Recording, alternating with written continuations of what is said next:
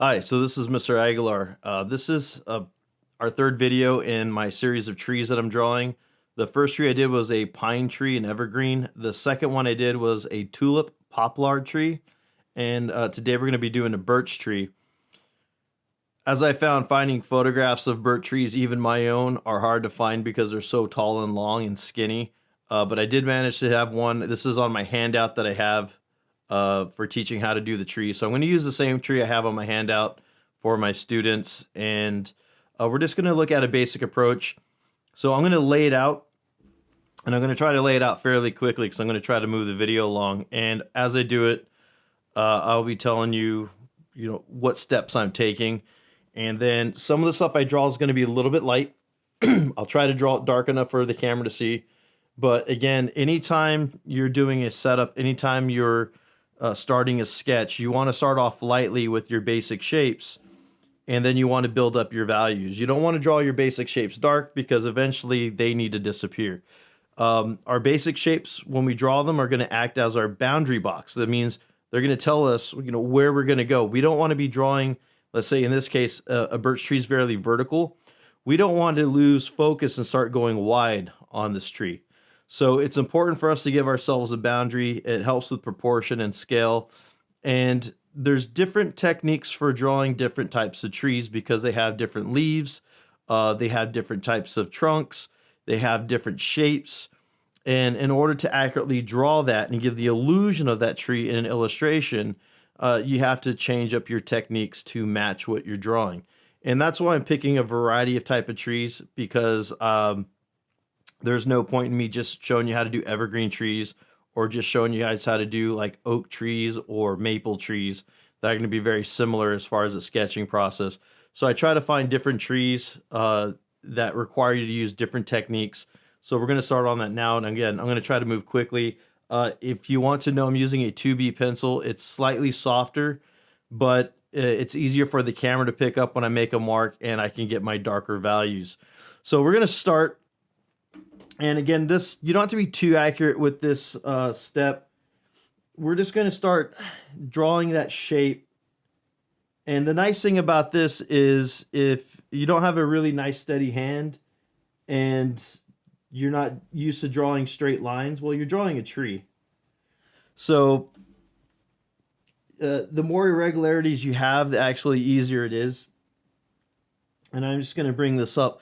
Now, once you get high enough up on this, okay, I'm just going to lightly indicate some lines. I'm not actually going to try to draw any trunks because we're going to draw the foliage.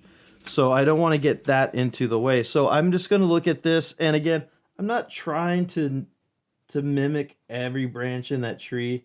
And I'm just going to draw a couple of random lines. You want to make sure you stay within the shape of the tree. You don't want to go too far away from it. And again, these trees are fairly vertical, and then this one has a curve. I'm just going to add that curve in here. And then it kind of curves up, and it's going to fork up a little bit. Okay, so these are very, very light lines. For the most part, these lines will disappear. This is not a thick trunk. That is one line. That is another line. This is a line. This is a line. So it's 1, 2, 3, 4, 5 main branches that I've drew here. And I want to keep them undefined because we're going to go in and out of that tree. And if I define them too much, you're just going to end up erasing it anyways. Okay. So we want to look at the overall shape of this tree, and it's going to go from the top one. And if you feel like, you know what, I need to extend this a little bit, that's fine. And we're going to get the shape. And again, it doesn't matter if you drew like a branch too far. And I'm not trying to be exact. There's a few little landmarks that are nice in here that I can draw. And if you want to, you can even draw that one big shape that you're going to do. So I'm going to make these a little bit darker so you guys can see it. Normally I draw much, much lighter because I don't want that stuff coming into the tree. So let's get this coming out here. And the one thing to notice with these demos is I'm going fast. Fast for me, at least. There might be other people who move a little bit faster. Great for them. But for me, I'm going to take my time. But I'm going to move much faster than I normally would. And that's for the sake of the video. So hopefully you'll get enough information out of this to be able to draw. Now, some of the things I want to mention that I'm doing, so I'm holding the pencil back here. That gives me a greater range of motion. It gives me greater freedom, but it also makes a lighter mark on the paper. And I'm intentionally having to apply a little bit of pressure to my pencil to get the dark enough marks for the camera to see. Because remember, all these lines have to disappear. So they're either going to have to disappear with the rendering, or as you render, you're going to render, erase, render, erase, render, erase. So it's important to keep that in mind. Now that I have the shape, we want to look at what is the shape of that birch tree leaf. And you can see it's almost a diamond shape, and it has these little jagged edges, but the main shape that we're looking at, I'm going to do it right over here. I'm going to do it on this side instead. The main shape that we see is just kind of like a rounded diamond.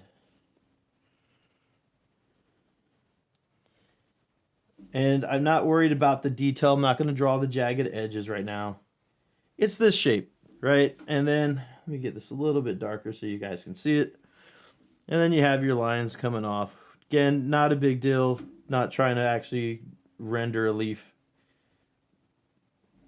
But it's important to know this shape, because the farther you move away from the shape, the less detail it's going to get. And eventually it's just going to look kind of like that. Right? And then as you move farther away, it's just going to look like this. So you have to think, okay, up close versus kind of medium range versus far away, like we're seeing the tree right now, where you don't even actually see the shapes of the leaf. You see the groups and the clumps of it.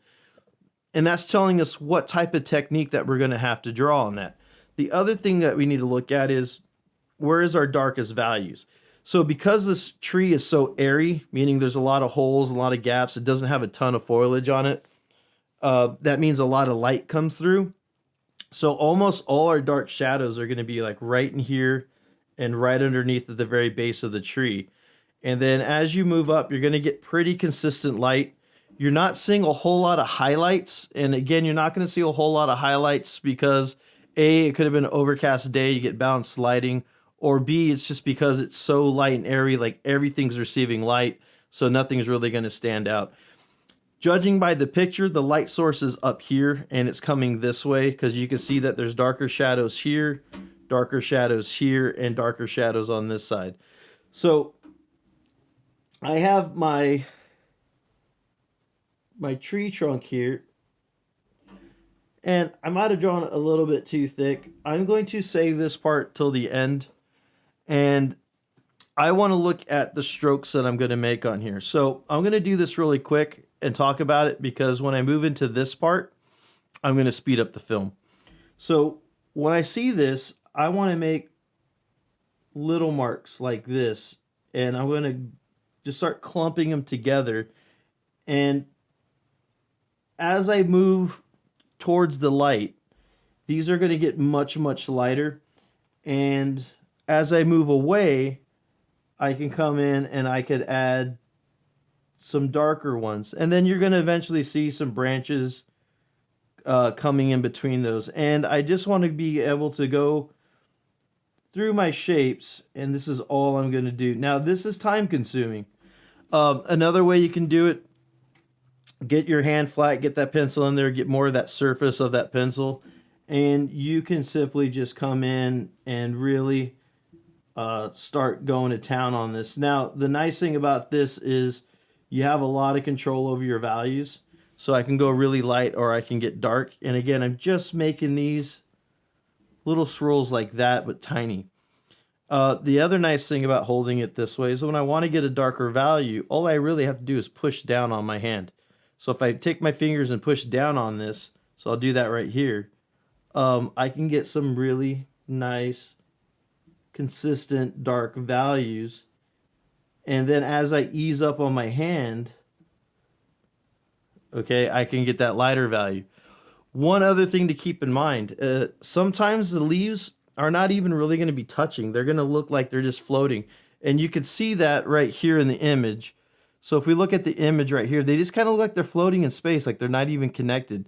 And that's one of the things I'm going to be aware of when I do this, because I'm going to make some of these just kind of floating off into space, right? And that's basically the technique. It's drawn out. I got my boundaries. Now all I have to do is be really, really patient and go through this. So at this point, I'm going to put my eraser down. At this point, I'm going to speed up the film. Okay?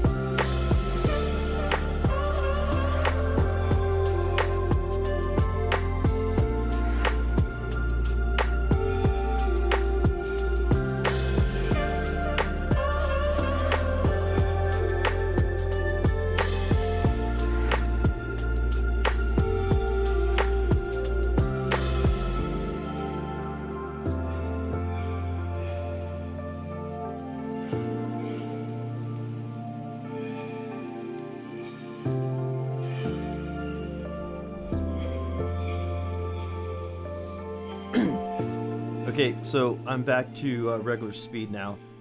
It pretty much have it laid out. A couple of things I want to point out. You saw how you can't even see some of the light lines of the original lines that I drew for the branches, and then how I went through and thickened them as I needed.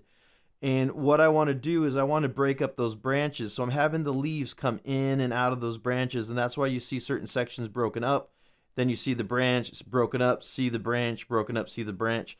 And then sometimes it almost looks like it's wrapping around the branch. In the areas that I get farther away from the tree, especially on this side that's getting more lights, you see I have far lesser little spiral dots that I'm putting, the shading technique that I'm using. I have far less of it here because it's very airy on the side of trees. That means there's a lot of holes on this side. And what I want to do is, as I go through the bulkier areas of the tree, that's what I'm going to attack first. Then I'm going to start looking at, okay, what are my darkest values? I'm going to add that. And then once I get those values in and I kind of got the overall shape, then I'll come here and do this last.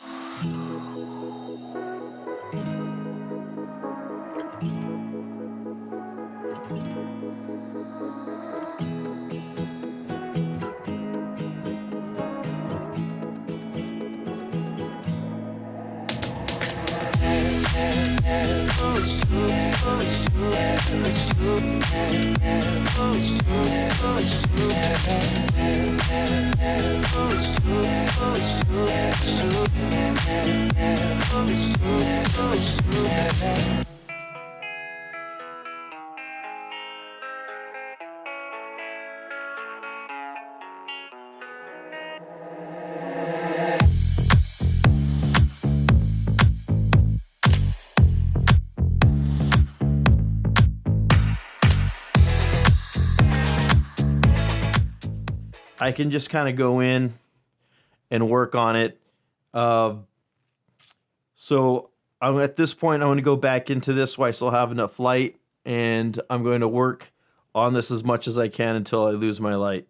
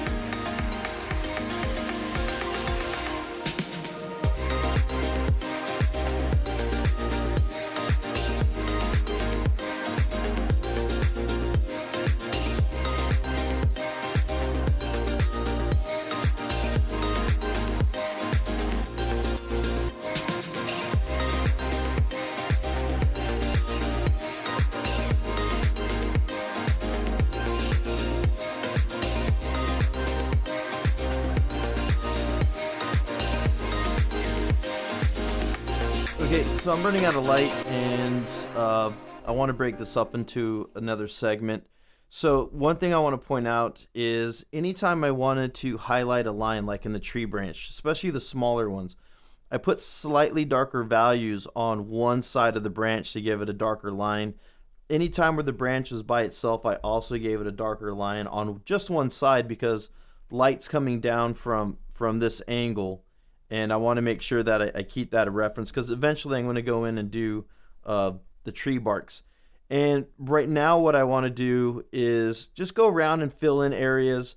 It's important to remember, again, this all has values. So once I figure out what I want for like my midtones and my dark values, I'm going to go through and darken some of these and then go back into the light areas or the white areas, and I'm going to fill them in with very light values, just enough to play with the eye and create that optical illusion. And then I assume that after I finish doing, let's say, like my branches, like right here, I need to add some more variation. You see that nice variation here. You see that nice variation right there. And then this side, I just need to go in and spot. And I'm going to be very particular about what I do. Again, I want to add slightly darker values around the branches to make those pop. But if you just go darker value, darker value, darker value, darker value, darker value, darker value, you're just going to see like a line, line, line. And we don't want that. We want it broken up. So anytime I go in and put some darker values, I immediately spread it out. And then I also put some medium values with those dark values, so it doesn't just look like a line going down. Like right here, kind of got it a little bit. So I'll go through here and I'll start spreading some stuff out. And what that does is it evens out the darker values, but it also takes your eye from like going right to there, or going right to a specific spot. So there's certain areas I will go through, but again, I'm running out of natural light, and I think the videos work better when I have natural light versus the overhead lights. So tomorrow what I'd like to do, and you can see I'm getting banding, I want to finish this, add the trunk, and then I think right here on this side, what I'll do is I'll go through and add like a close-up of some of the branches of a birch tree. So I'll bring that image up. Again, losing light. You can see how the banding's starting, so I'm going to stop it. Hello, so I'm back to finish. Let me scoot over a bit. I'm back to finish this tutorial on the birch tree. One of the things I wanted to point out is I went through and I added a little bit more value to some of these. I think I still need to go through and add some value in here looking at it on the camera. And there's still a little bit too much like white going through here. So I think even after this little section, before we jump into the next one, I will go back in and just kind of look and spot around and add some other values in here to create some visual breakups. Now, one thing that I'll point out when working on anything like this, so anything that has a lot of textural elements or a lot of like enlarged stippling, so we can say this is like a big version of stippling, you don't want to work in one section and then work your way down, because what's going to happen is you're going to get so locked into this one section, you're going to not see how it relates to everything, because you're going to be in there, you're going to be focused, and that's where all your attention is going to be.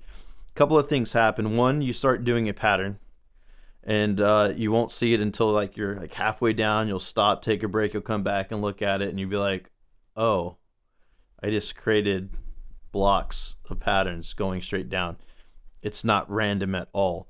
And the thing about trees is trees are completely random. The other thing that I pointed out earlier is when you're drawing something like this tree, for this demo, for instance, I'm looking at the tree as a reference or as inspiration. I'm not looking to draw the tree 100% exactly like I see it. You can do that, but it takes a lot more time in the planning process and setting it up and setting up your lines, making sure that all your lines are going in the right direction, that all your shapes are curving in the right direction before you even start with this phase. So that very beginning phase that we started off with, You have to spend a little bit more time there if you want to get it to be more accurate like the tree that you're seeing. But for this purposes, again, I just wanted to show how can we get this tree down on paper and what techniques will we use. So we talked about those techniques over here and doing our little circles.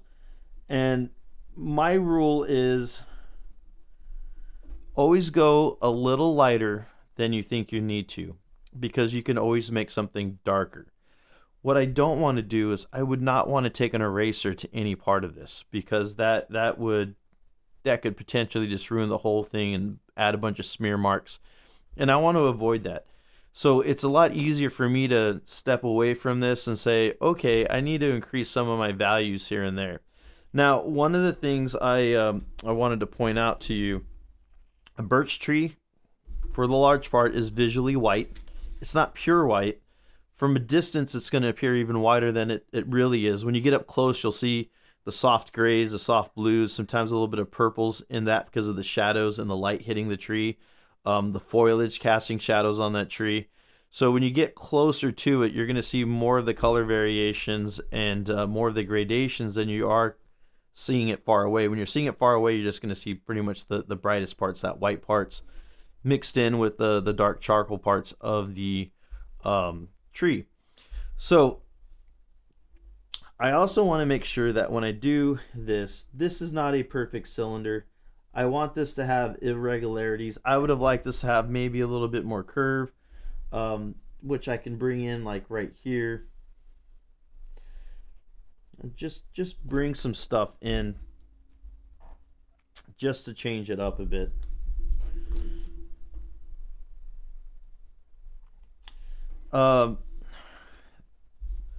So what I want to look at before we get into drawing this, what does the tree bark look like? And this is what I'm talking about. When you see it up close, you can start seeing the shadows. You can start seeing the different variations in there. You can see that charcoal-like color coming through on that tree bark. So I want to look at that, and I see these striations going across. Okay, so that's really indicative of the birch tree, is these little striations mixed in with these chunks. And then you have the shadows on top of that. Now when we look at this, I'm going to blow this up a bit. So I'm going to come in here. So I know the light's coming from this side because I can see the shadows on here. And I can see where I have some of that of the trunk broken up in here. What you really don't see is the stripes, and you see some breaking up in here.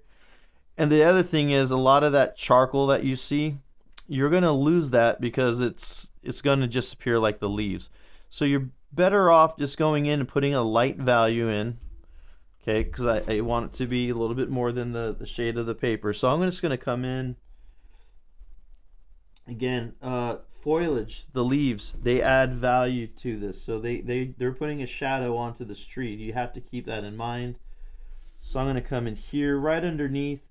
And this is where you could come in when you want to create separation and just darken some of these leaves afterwards. But what I want to come in is just put in a nice little shadow. What's hitting. And again, I'm always going to work a little bit lighter than I want. And then on this tree in particular, I see I have stuff like this. And you can see where those charcoal chunks are coming in. So what I'm going to do is I'm going to loosely put in a nice little light shadow, and then I'm going to put a little bit of a gradation in it. So I want this to have a little bit more of a value on this side.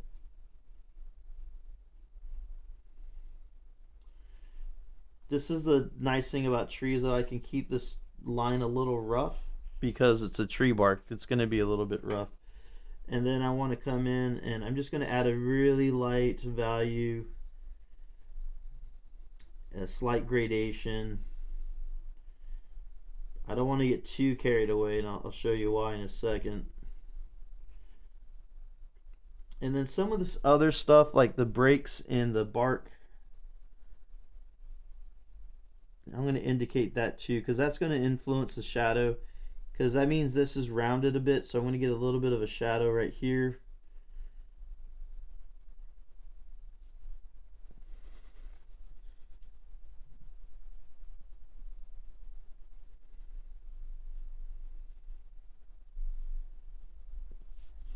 And then the other thing I want to do is, I don't have anything on the outside of the tree. So if you look at the photograph, the green trees in the background, they're going to give that contrast, that kind of like shading. So I might go in and add a little atmosphere to this. But I think for the most part, I'm just going to kind of like just put a little line out here. Give that a little bit thicker stroke so you can see that contrast, and then I have like the value in here. Now, before I really focus in on like the charcoal parts, right? Because you have like this stuff going in here. I want to go in and I'm going to work this way. Now I'm switching my paper because I want to go this way. Okay, so here's the thing. Your wrist is attached to your hand. You cannot move your wrist. So move the one thing that you can rotate so you can keep your natural stroke. So I'm going to come in here and I want to start just adding some striations.